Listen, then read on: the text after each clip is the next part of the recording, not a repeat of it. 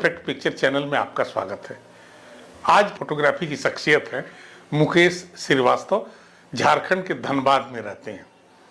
Mukesh ji basically engineer, post graduate engineer थे जो photographer के रूप में काम करना शुरू कर दिए। आज वो नामी ग्रामी फोटोग्राफर हैं। उनकी तस्वीरें दुनिया के तमाम देशों में, नेट जियो से लेकर के ये जो जितने भी प्रोमिनेंट पब्लिकेशंस हैं सब में छपी हैं। हमारे भारत के भी प्रोमिनेंट पब्लिकेशंस में छपी हैं। वो कई फोटोग्राफी के क्लब चलाते हैं, तमाम वेबिनार में शामिल रहते हैं। आज मैंने उनसे ऑनलाइन बातचीत किया है, उनसे सुनाएंगे। उनके कुछ लवली तस्वीरें मैं दिखाऊंगा आपको, बहुत ही अच्छी तस्वीरें, और उन तस्वीरों के ऊपर वो खुद भी कुछ बताएंगे जो सबके लिए लाभदायी होगा। तो चलिए सुनते हैं बातचीत, देखते हैं उनकी तस्वीरें। तो आपसे गाइडेंस चाहिए इस युग के लोगों को जो इस नए युग में प्रवेश कर रहे हैं कैमरा लेकर। कैमरा इक्विपमेंट कॉस्टली भी हो गए हैं और कैमरा इक्विपमेंट अपग्रेडेशन बहुत तेज हो रहा है, तो खर्चा भी बहुत बढ़ गया है लोगों का। तो कुल मिलाकर के कैसे मैनेज कर सकते हैं, क्या करना चाहिए, अगर इस पर गाइड करें तो बेहतर हो। या हम उसी में आ रहे हैं। सबसे पहली बात है कि कभी भी कैमरा महत्वपूर्ण नहीं होता। जो कैमरे के पीछे कैमरा मैन होता है या फोटोग्राफर होता है, उसका जो विजन है, उसकी जो सोच है, वो इम्पोर्टेंट है। सेकेंड पॉइंट, आज के जनरेशन में लोगों को क्रेज है कि उसके पास अगर D500 है या G72 है तो हम भी खरीदें, क्योंकि हमको compete करना है मार्केट में। एकदम भ्रम है। आपने जो मेरा आइकॉनिक पिक्चर देखा होगा सनबर्ड को नल से पानी पीते हुए, वो एकदम बेसिक निकॉन के DSLR से खींचा हुआ है। वो खींचा हुआ है निकॉन D70S कैमरा से, जो कि 6.1 मेगापिक्सल का कैमरा है। और जो लेंस हमने इस्तेमाल किया है वो है सिंपल, जिसका उस समय कॉस्ट था 4,000 to 5,000 रुपीज़। वो है कैमरॉन का 7300, क्योंकि camera is not very important. Okay, जो कैमरे के पीछे में जो व्यक्ति है, जो फोटोग्राफर है, उसकी सोच, उसका पकड़, कैमरे पे पकड़ बहुत ज़रूरी है। और जो नई जनरेशन है, उनका क्या है कि कैमरा नया होना चाहिए। 90% लोग कैमरा खरीदने के बाद कभी भी कैमरा मैनुअल को नहीं पढ़ते। तो जब तक कि आदमी कैमरा मैनुअल को नहीं पढ़ेगा, तब तक कैमरा का जो फीचर्स है उसके बारे में जानकारी कैसे होगी। डिजिटल कैमरा आने से बहुत सारी चीज़ों को आर्टिफिशियल इंटेलिजेंस से समृद्ध किया गया है, तो उसकी जानकारी होने पर ही जाके हम अच्छी तस्वीर खींच सकते हैं।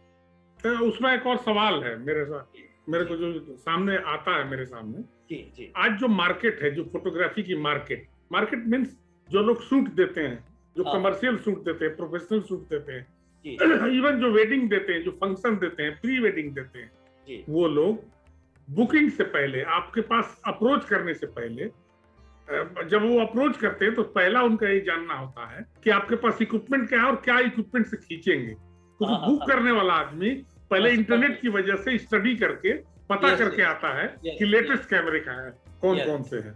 तो वहाँ हालांकि आपकी बात 100% सही है कि जो फोटोग्राफ की क्वालिटी है, जो फोटो आर्ट है, उसमें ज्यादा लेना देना उसका नहीं। लेकिन जो मार्केट है, ये मार्केट कह रही कि डिस्प्ले करिए आपके पास क्या है। अपना काम को दिखाना चाहिए। काम को दिखाने के बाद ही आपका एक ब्रांड नेम बनता है। हम क्या करते हैं कि ब्रांड नेम तो नहीं बनाते हैं, काम नहीं दिखाते हैं, हम अपना इक्विपमेंट दिखाते हैं कि मेरे पास Z9 है या मेरे पास D500 है। तो ये दिखा के आप ऑर्डर तो ले लेते हैं, लेकिन जब आप आउटपुट देते हैं क्लाइंट को, तो क्लाइंट कहता है कि ये क्या है यार ये। हम अगर Z9 लेके और नॉर्मल 18105 या 18200 लेंस से ही सारा काम करेंगे, तो नेचुरली हमको वो आउटपुट नहीं मिलेगा। एक नयापन देना पड़ेगा, क्योंकि आजकल जो क्लाइंट है वो बहुत नॉलेजेबल हो गया है बिकॉज ऑफ इंटरनेट। तो उसको पता है कि प्री वेड का फोटोग्राफ कैसा होना चाहिए। आपको ऑर्डर देने से पहले, किसी वेडिंग फोटोग्राफर को ऑर्डर देने से पहले, वो ऑलरेडी प्री वेड फोटोग्राफ को देख चुका है। तो जो वो देख चुका है, वो जो मौजूद हैं हमारे वेडिंग फोटोग्राफर, वो भी जानते हैं। तो उनको सबसे हट के कुछ नई सोच लानी पड़ेगी। है। लॉन्ग टर्म के लिए आपको अपना काम उम्दा किस्म का दिखाना पड़ेगा और अपनी एक अलग पहचान बनानी पड़ेगी।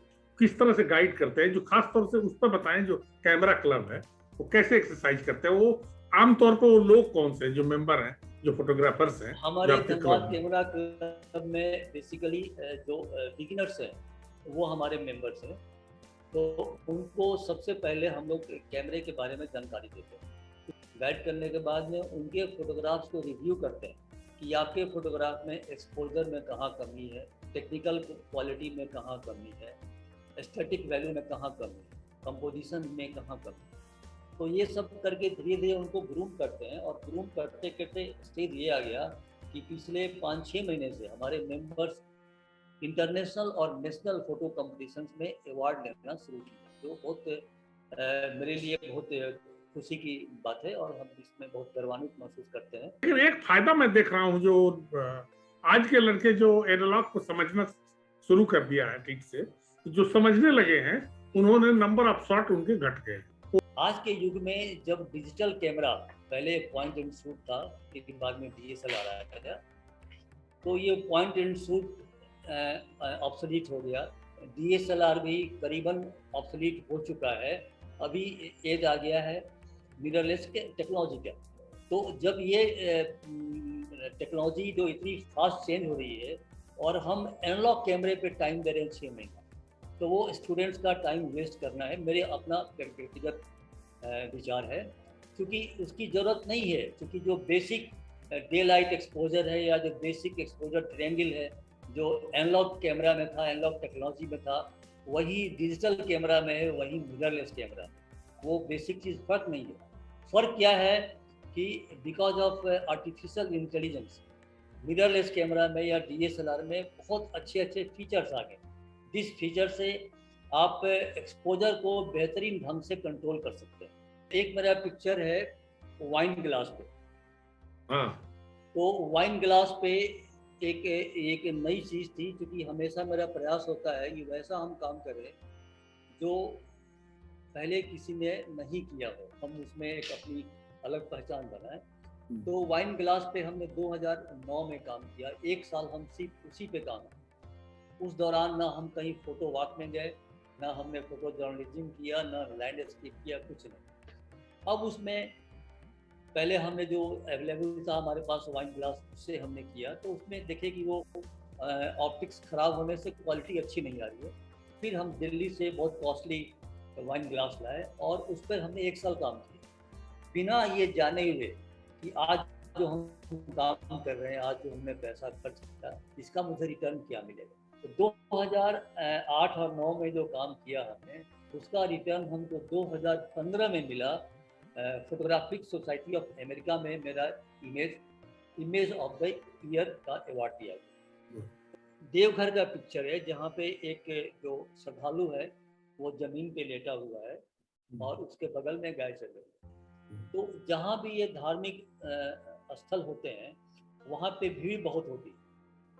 अब उस भीड़ में फोटो खींचना एक बहुत बड़ा चैलेंज है। मेरे घर पे ही एक टब था PI सीट का, उसको हमने तैयार किया और ये हमने मिल्की बात पे बहुत काम किया। और मिल्की बात में जो आप दूसरा पिक्चर है जिसमें कि एक मॉडल हमारी हाथ में वो लेगिंग पहनी हुई है, उस पिक्चर को नेशनल ज्योग्राफी में अवार्ड मिला। आकाश गंगा की पिक्चर है। हाँ, ये अभी हम पिछले साल सितंबर में गए थे जंस्कर वैली, वहाँ हमने इसको लिया है।